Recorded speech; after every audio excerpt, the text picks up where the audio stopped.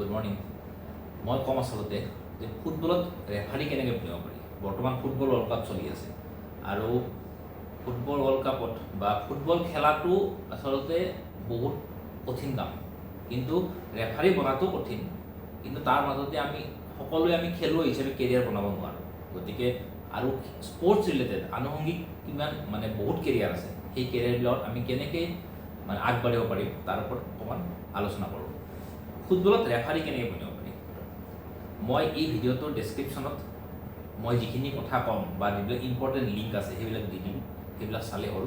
আচলতে ৰেফাৰী বনিব লাগিলে সেইটো অল ইণ্ডিয়া ফুটবল ফেডাৰেশ্যনৰ পৰীক্ষা হয়, সেই পৰীক্ষাত বহিব লাগে আৰু তাত বহুকেইটা লেভেল আছে। যিটো লেভেল 8 আছে সেইটো হৈছে নিউলি কোৱালিফাইড, আৰু level 7 junior state referee, level 6 senior state, আৰু যিটো ফিফাৰ লেভেল আছে সেইটো হৈছে L1 লেভেল।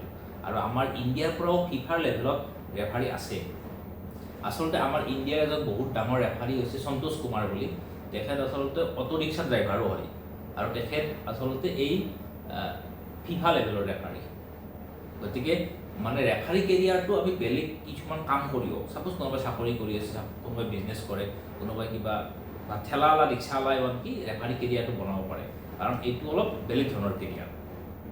আৰু ৰেফাৰী কেৰিয়াৰটোত বহুত বেছি পইচা নাই, আৰু পইচা নাই কাৰণে আপুনি ফুল টাইম ৰেফাৰী কৰি আপুনি খাব নোৱাৰে। বৰ্তমান কিছুসংখ্যক কণ্ট্ৰেকচুৱেলি অল ইণ্ডিয়া ফুটবল ফেডাৰেশ্যনে এটা এডহক এমাউণ্টত মান্থলি 50,000 60,000 এনেকুৱা এটা এমাউণ্ট ৰাখিছে কিছুমানক, কিন্তু ৰেফাৰী কেৰিয়াৰটো বহুত বেছি পইচা নিদিয়ে।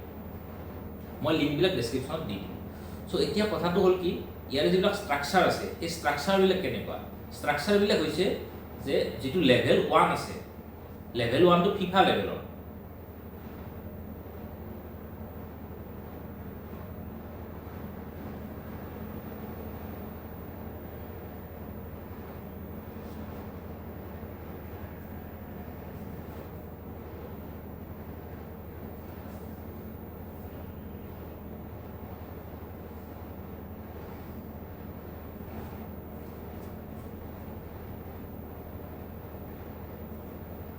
Good morning everyone.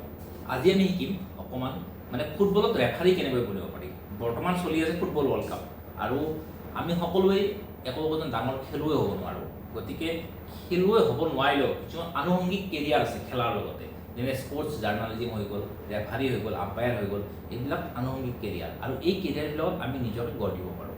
আৰু ফুটবলৰ ৰেফাৰীটো হৈছে এটা এনেকুৱা কেৰিয়াৰ। এতিয়া ৰেফাৰী হ'ব লাগিলে আমি কেনেকৈ হ'ব পাৰিম ৰেফাৰী হোৱাৰ কাৰণে প্ৰথম কথাটো খেলত ইণ্টাৰেষ্ট থাকিবই লাগিব, ফুটবল খেলটোত ইণ্টাৰেষ্ট থাকিব লাগিব।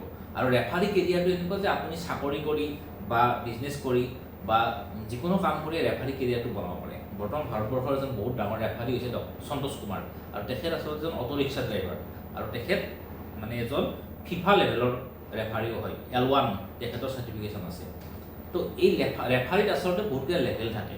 তাৰ লেভেল 8টো হৈছে জুনিয়ৰ মোষ্ট লেভেল, লেভেল 7 এনেকৈ, আৰু আটাইতকৈ ওপৰৰ যিটো লেভেল সেইটো লেভেল হৈছে লেভেল 1, যিটো ফিফা লেভেল। L1 থাকিলে আপুনি ফিফাৰ যিবিলাক মেটচ আছে সেই মেটচবিলাক আপুনি অফিচিয়েট কৰিব পাৰিব, ৰেফাৰিং কৰিব পাৰিব। আৰু তাৰ লগত এছিষ্টেণ্ট ৰেফাৰীও আছে।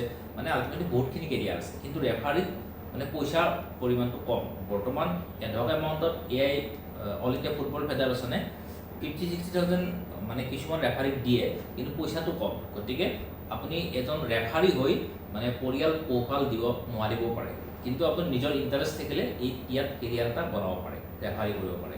তো ৰেফাৰী হোৱাৰ কাৰণে আপুনি পৰীক্ষা দিব লাগিব। পৰীক্ষাবিলাক কেনেকুৱা যে প্ৰথম যিটো ইনিচিয়েল লেভেল সেইটো হৈছে লেভেল 8, সেইটো নিউলি কোৱালিফাইড। তাৰপিছত level 7 junior state referee, level 6 সেইটো ছিনিয়ৰ ষ্টেট ৰেফাৰী, লেভেল 5 সেইটো হৈছে national referee, level 4 national talent pool, I league তাৰ কাৰণে লেভেল 3, আৰু ISL যদি আপুনি ৰেফাৰী কৰিব বিচাৰে তেতিয়াহ'লে লেভেল 2, আৰু ফিফাৰ লেভেলৰ কাৰণে লেভেল 1। লেভেল 1ৰ পৰা লেভেল 8লৈকে আছে, আৰু আগতে কেটেগৰী 1ৰ পৰা 5লৈকে আছিল। বৰ্তমান লেভেলটো বদলি হৈছে।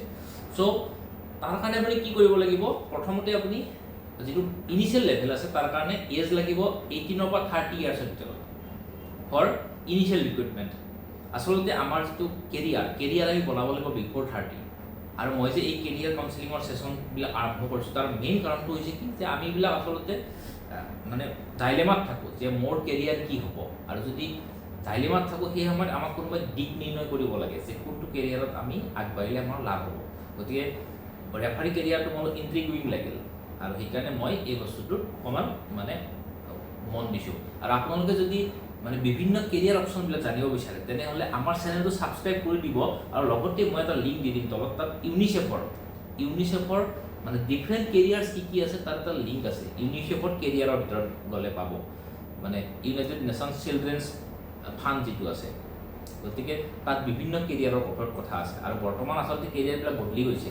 এতিয়া মানে কি আগত যেনেকৈ ইঞ্জিনিয়াৰিঙৰ চিভিল, ইলেক্ট্ৰিকেল, মেকানিকেল ইঞ্জিনিয়াৰিং আছিল, কিন্তু এইবিলাক বৰ্তমান লাগিব, কিন্তু এনেকুৱা নহয় যে এতিয়া বহুত বেছি ডিমাণ্ডত থকা বস্তু। এতিয়া AI আহি গ'ল, ইভেন কণ্টেণ্ট ক্ৰিয়েশ্যনৰ ইঞ্জিনিয়াৰিং আহি গৈছে, গতিকে এতিয়া নতুন নতুন টপিকবিলাক আহি গৈছে, বিষয় আহি গৈছে, আৰু নতুন বিষয়বিলাকে আচলতে ইম্পৰ্টেণ্ট।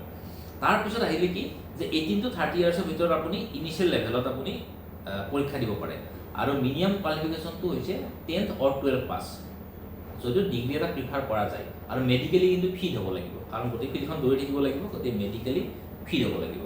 আৰু ৰেফাৰী হোৱাৰ কাৰণে আপুনি AIFFৰ ৱেবছাইটটো চাব, আৰু আচলতে AIFF ৱেবছাইট প্লাছ কিছুমান ষ্টেট ফুটবল এছ'চিয়েশ্যনৰ ৰেফাৰীৰ পৰীক্ষা হয়, যেনেকৈ আছাম ষ্টেট ফুটবল এছ'চিয়েশ্যন। তাত মানে আমাৰ ৱেবছাইটটোত বহুত বেছি ইনফৰ্মেশ্যন নাই, কিন্তু আপুনি যদি কণ্টেক্ট কৰে তেনেহ'লে ইনফৰ্মেশ্যন পাব। তেনেকৈ মহাৰাষ্ট্ৰৰ কাৰণে ৱেষ্টাৰ্ণ ইণ্ডিয়া ফুটবল ফেডাৰেশ্যন এটা আছে, আৰু তেওঁলোকৰ কিন্তু বহুত ধুনীয়াকৈ ৱেবছাইটতে গোটেইখিনি পৰীক্ষা কেতিয়া হ'ব, মানে কেম্প কেতিয়া হয়, সেইবিলাক দিয়া আছে। আৰু আমাৰ অসমৰ ৱেবছাইটটোত ইমান ধুনীয়াকৈ নাই কথাখিনি, কিন্তু আপোনালোকে অলপ খবৰ ৰাখিলে মানে ইনফৰ্মেশ্যনখিনি পাব। তাৰ কাৰণে এতিয়া কি হ'ল যে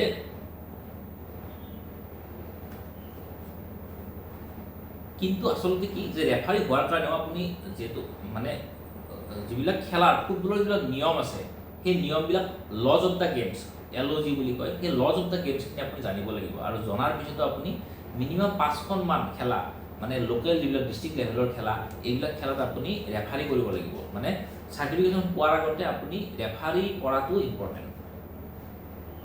এতিয়া কথাটো হ'ল কি যে আপুনি যেতিয়া ইনিচিয়েল ৰেংকটো পাব লেভেল 8, তাৰপিছত আপুনি লাহে লাহে ওপৰত গৈ থাকিব, আৰু ওপৰত গৈ লেভেল L1 লেভেললৈকে আপুনি পাব। আৰু আমাৰ ইণ্ডিয়াৰ পৰাও এতিয়ালৈকে বহুতকেইটা আচলতে মানে ৰেফাৰী ফিফাৰ L1 পোৱা ৰেফাৰী কিছুমান আছে। আমাৰ মণিপুৰৰ দুগৰাকী মহিলা আছে ফিফাৰ ৰেফাৰী, আৰু এছিষ্টেণ্ট ৰেফাৰীও তেনেকুৱা বহুতখিনি আছে।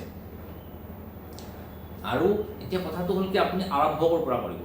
আৰম্ভ কৰাৰ কাৰণে আপুনি যেতিয়া আপুনি ক্লাছ 10 দিব, লগতে ক্লাছ 12 দিব, তেতিয়া আপুনি ৰেফাৰী সম্পৰ্কীয় মানে ফুটবলৰ গেম লজবিলাক আপুনি চাই লওক।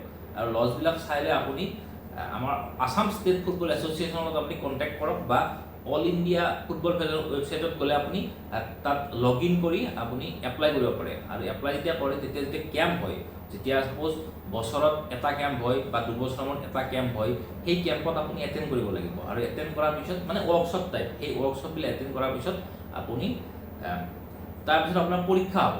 সেই পৰীক্ষাত মানে আপোনাৰ পৰীক্ষাটো কি ফিজিকেল ফিটনেছ থাকিল, তাৰপিছত আপোনাৰ ৰিটেন টেষ্ট থাকিব, ভাইভা থাকিব, আৰু এই মানে পৰীক্ষাখিনি পাছ কৰাৰ পিছত আপোনাক সেই হিচাপত ৰেফাৰীৰ চাৰ্টিফিকেশ্যন দিব।